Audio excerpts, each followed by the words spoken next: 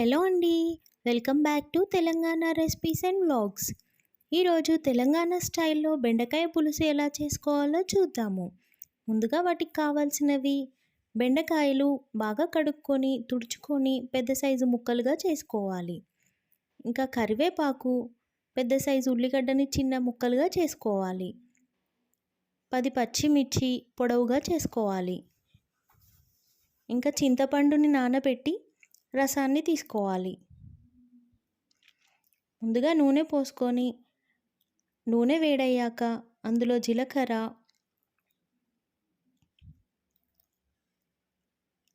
Cut చేసుకున్న ఉల్లిగడ్డలు, మిరపకాయలు వేసుకొని హై ఫ్లేమ్లో ఫ్రై చేసుకోవాలి.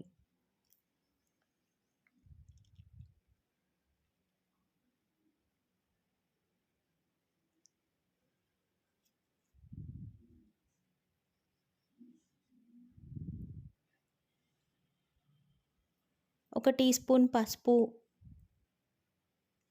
కట్ చేసిన బెండకాయలు వేసుకొని ఫ్రై చేసుకోవాలి. బెండకాయలో ఉన్న జిగురంతా పోయేలా హై ఫ్లేమ్లో ఫ్రై చేసుకోవాలి.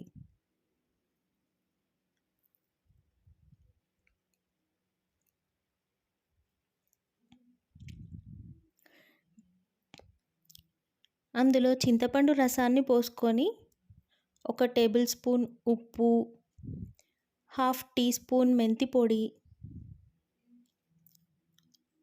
1 టేబుల్ స్పూన్ చక్కెర వేసుకోవాలి.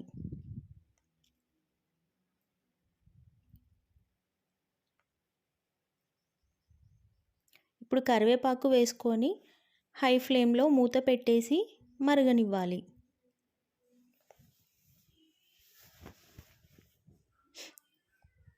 బెండకాయ పులుసు చిక్కగా దగ్గరికి అయ్యాక స్టవ్ ఆఫ్ చేసుకొని సర్వ్ చేసుకోవాలి.